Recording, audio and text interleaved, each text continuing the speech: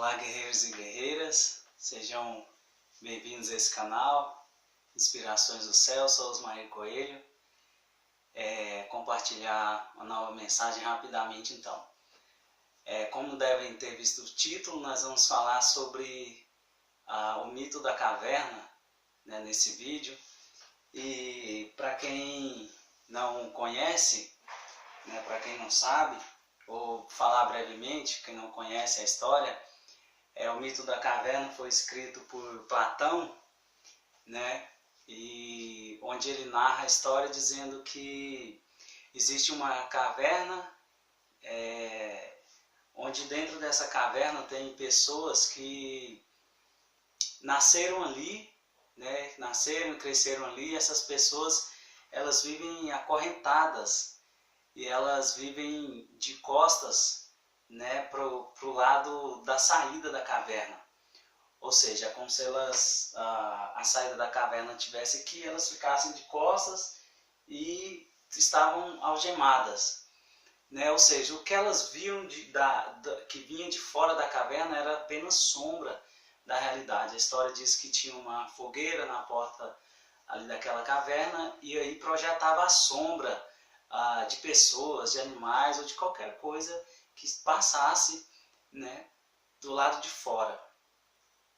Então ele narra essa história, e aí o sentido, enfim, né, do mito é dizer que, aliás, na história também conta que um homem resolveu um dia se desprender e saiu lá fora, né, e conheceu a realidade, né, e ele viu que fora da caverna existia vida, que fora da caverna, que não era apenas aquelas sombras feias que eles vinham projetando lá dentro, que existia vida, que existia água, que existia pessoas, que existia animais, né? E aí ele volta para a caverna depois para tentar resgatar aquelas pessoas que estavam presas à caverna.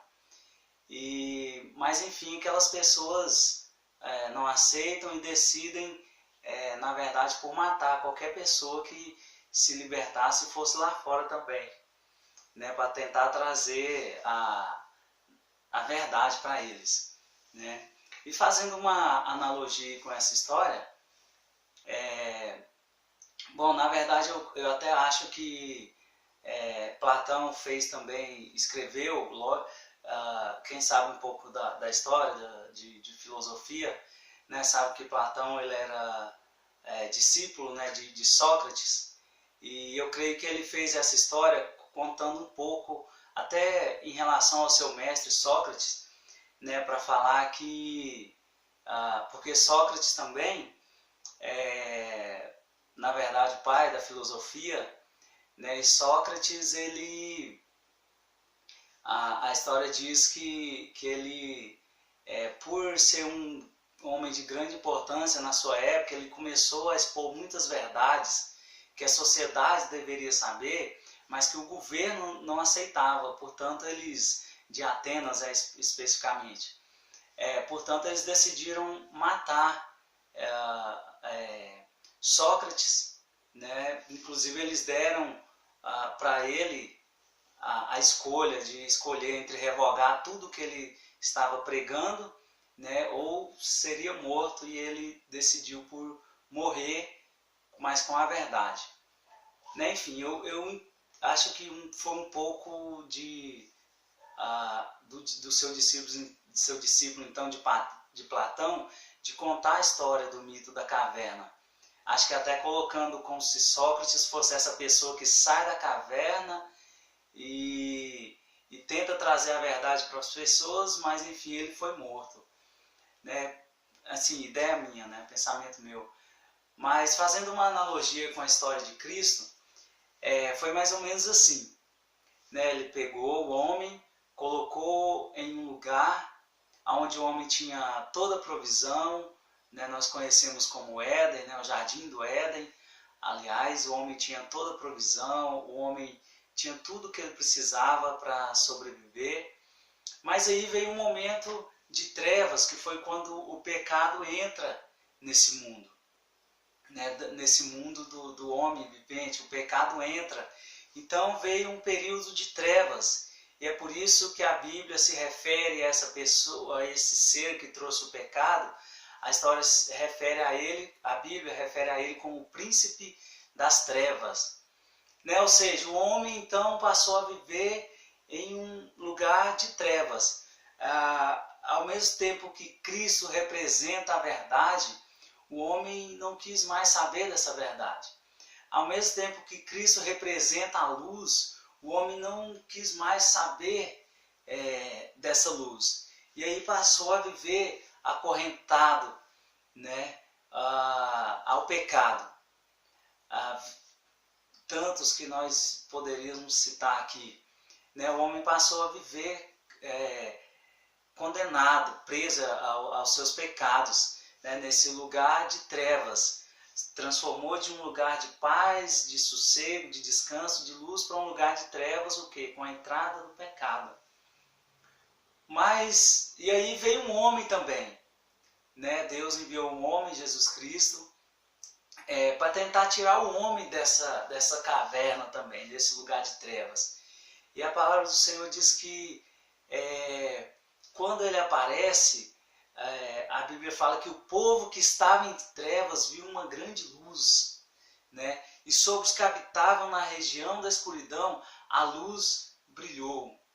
Né? Mas, ou seja, assim como o povo na caverna, lá também, do mito da caverna, decidiu matar aquela pessoa que trouxe a verdade, assim também foi com Jesus Cristo. Quando ele resolveu trazer a verdade, trazer a luz, as pessoas decidiram que matá-lo também, né? Matá-lo. Mas essa história é real, né? A de Jesus Cristo real. Esses filósofos viveram antes de Jesus Cristo, né? E a história de Cristo é real, e ainda hoje Cristo vem falar conosco e trazer essa mensagem, utilizar essa analogia para falar isso, que muitas vezes nós somos esses que estão em trevas, acorrentados, em cavernas, acorrentados aos nossos pecados, acorrentados às nossas derrotas, ou muitas vezes às nossas vitórias, que nos fizeram nos sentir egoístas agora, com um ego grande, soberbos, e a gente não percebe que está acorrentado. Mas aí Jesus Cristo envia o Espírito Santo para nos dizer que a luz pode chegar nas nossas trevas, né? Que a verdade pode chegar nas nossas trevas. Que ainda nesse tempo, independente de onde estejamos, o céu pode novamente nos invadir. E interiormente nós podemos voltar a nos sentir em um Éden, em um lugar de paz, em um lugar de sossego, um lugar onde a gente abre os olhos para a verdade, um lugar onde a gente não precisa mais ficar preso, algemado, de costas para a luz, de costas para a verdade. Mas é um lugar onde os nossos olhos são abertos para a verdadeira realidade espiritual, e nós voltamos a entender quem nós somos, voltamos a entender a verdade, a luz, a simplicidade que havia em Cristo, o amor que havia em Cristo. E isso começa a invadir as nossas trevas interiores, né, com luz, com paz, com mansidão. E a partir disso nós somos libertos para viver uma nova história em Cristo. Aquele que nós matamos, mas que ainda assim insiste, ele ressuscitou e ainda assim insiste que nós podemos enxergar a verdade, independente da caverna que nós estamos. Ele pode nos libertar.